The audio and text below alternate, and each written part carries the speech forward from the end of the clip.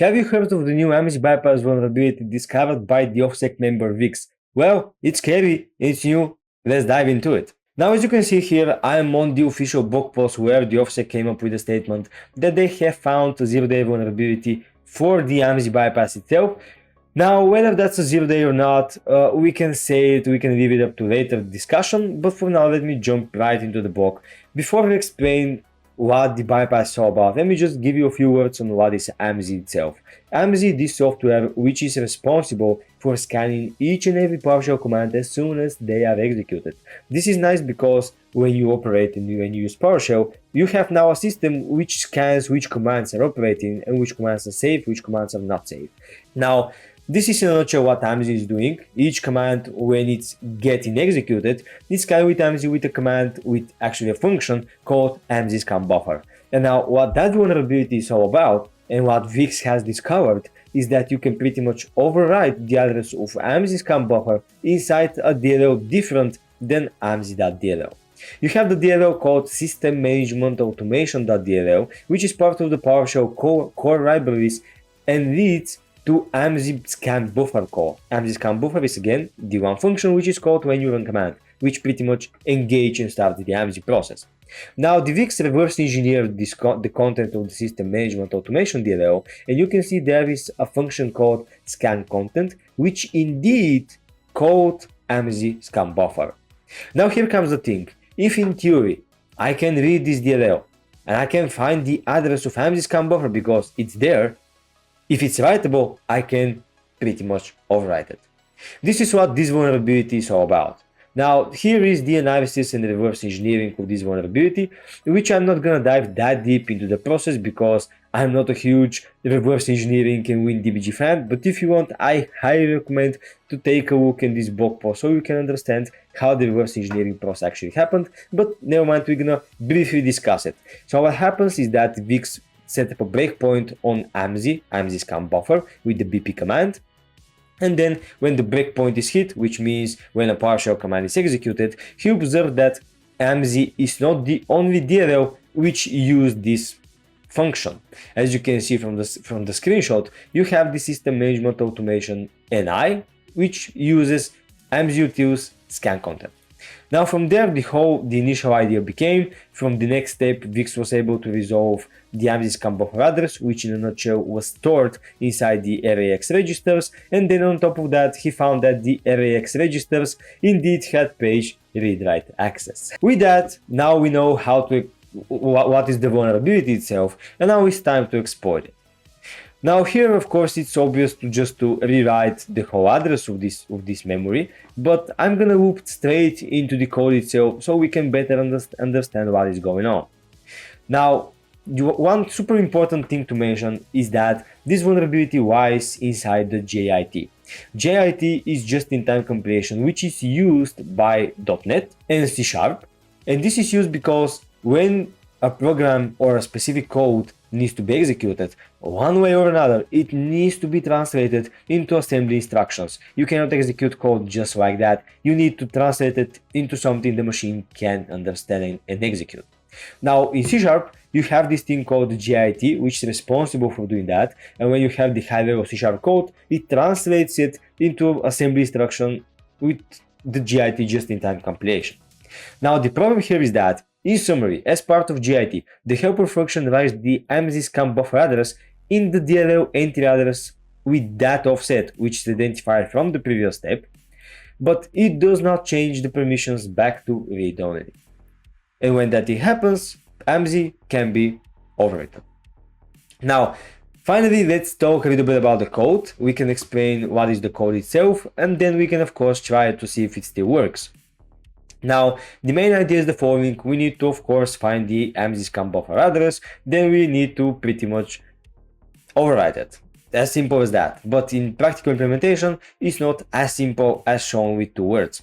Now, in order to do that, we need to first define our Windows APIs. Now, the code you see here, you can be a little bit confused because this is generally a PowerShell code, but inside a variable, you can see it's a C# code.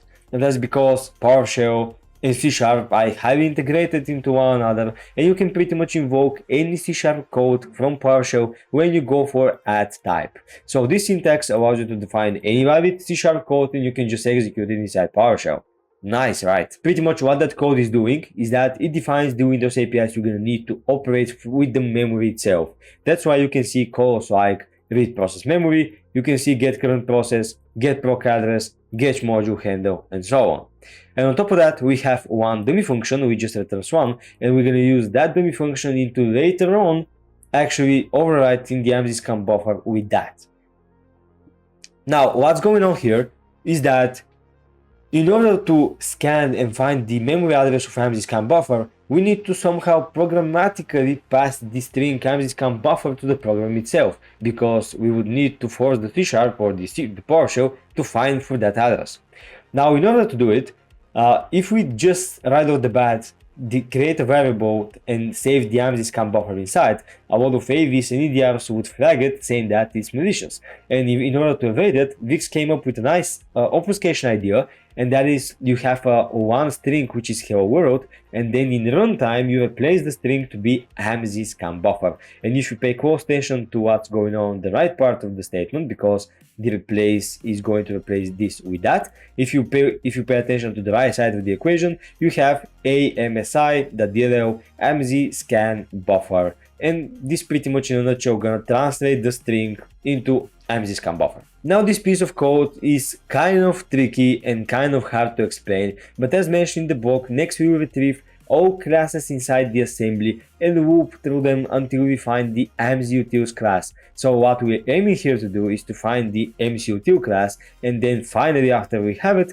we retrieve all members inside the class and loop through them until we find scan content. If you remember before, we had a screenshot where we had a function called scan content, and inside this function we had the AMSI scan buffer call. So this code here is aiming to actually find the scan content address. After that's been done, we should be pretty good to go, and since we have the AMSI scan content, now we can loop through chunks of bytes in order to find the AMSI scan buffer in the assembly itself. Now there's a key things we need to address here, and that is Vixx decided to take one, I can say, super nice approach, and that is to split the memory into various offsets and then loop through them until we find the address of AMSI scan buffer. There are limitations and problems if we define a super small offset or super large offsets, which is going to consume time and also resources, and Vixx came up with the idea of actually splitting them between 5000 bytes and then looping through that until we find the memory of our need. Now, after we split the memory regions of offsets, and by the way, these are parameters for the scripts you're gonna see in the moment, so you can in runtime define different offsets, play around with them, experiment, and see what works for you. After that, this is the implementation of the one I just mentioned. We're gonna loop through the memory, and then we can find the address of AMSI scan buffer by starting from the memory address allocated from scan content. After that code finishes, we should have the address of AMSI scan buffer, and now we need to overwrite it. Now in that case, we have our dummy function. We first define a pointer to it, and then with the Marshall copy, which is, I can say, Windows API or ways to interact with the memory itself, we can just copy the memory address of our dummy function into the AMSI scan buffer. Now, in a nutshell, what's going to happen after this code is executed, when you run a PowerShell command, AMSI scan buffer would not get triggered at all, and the value 1 would get returned from our dummy function.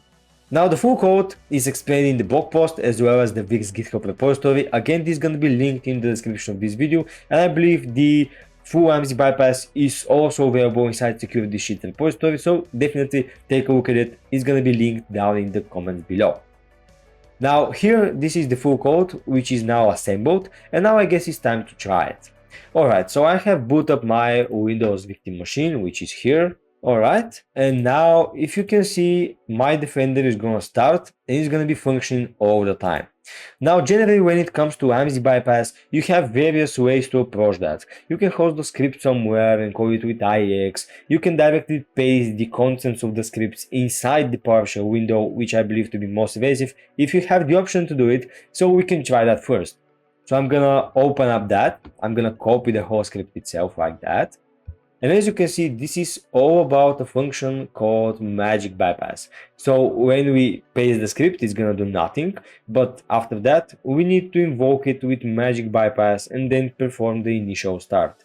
Now, as you can see on the screenshot, it bypasses AMSI, and it also works, the same code works on PowerShell version 7, which is PowerShell Core, which to be honest is huge, because PowerShell 7 is getting more and more integrated inside the Windows, and it's a matter of time to be the default PowerShell environment in my case. I'm pausing the video just to say massive thanks to my Patreon sponsors. You have no idea how much that means to me. If you have further appreciation to the channel, don't hesitate to become my Patreon, where you get access to Shadowburn, my private packer currently supporting SMB staging, all of the things seen from my previous video, alongside with syscalls, direct, indirect, and also more evasion techniques. You can also get assigned to some hidden GitHub gems, as well as special Discord membership, which allows you to request videos and blog posts on demand. Thanks so much for watching, and see you there. Now, if I go back, I believe my copy should be alright between my host and guest system, but let's just see if that's gonna work. Now, can I paste it? Yes, I can. Now, as I mentioned, after just by pasting the code, you will not get anything at all, but define a function in your memory address. After I run it, you can see nothing happened. And if I do AMSI utils, you can see that AMSI is not bypassed. So AMSI utils is that simple string which is used to test if AMSI is being bypassed or not, because when AMSI util is triggered, the AMSI thinks, oh, that's something malicious, I'm gonna flag. So that's a nice thing to test whether your AMSI bypass works or fails. But now I can do magic bypass, and I can define the initial, let's say, start. I can give it 0x and 50,000. I can run it like that. Just wait a little bit more, and if everything's alright, it should in theory work. As you can see, the bypass finished. It found and successfully overwritten the address of AMSI scan buffer, and in that case, it took 47.73 seconds. Now, as I mentioned, the execution time and resources highly depends on the offset, so make sure to test with different kinds of offsets and see what works for you. Now, if I run AMSI utils again, we can indeed see that nothing is getting flagged. AMSI utils works just right off the bat, and I can now import each script I want, like PowerView, PowerSQL, and so on and so on and so on. Now, here is a super important thing I want to explain, and that is whether or not this is actually a 0 days. I'm not sure from when, since when, actually bypassing stuffs are considered 0 days, and I think they're not. But this is a different bypass, because these bypasses relies on Windows misconfiguration, which is there by default. So we can indeed take the things to the Windows and say it's a vulnerability, because they by default are allowing this to be happening because they have memory allocation or memory address which is writable. So in that case, I can accept it being considered a vulnerability because it's coming up from Windows, not patching their memory correctly. But in a nutshell, I don't think bypassing AV, EDR or AMSI is considered a vulnerability. That was from my side. I really hope you learned something new. If that's the case, make sure to hit that like and subscribe button, and I'm gonna see you in the next one. See ya.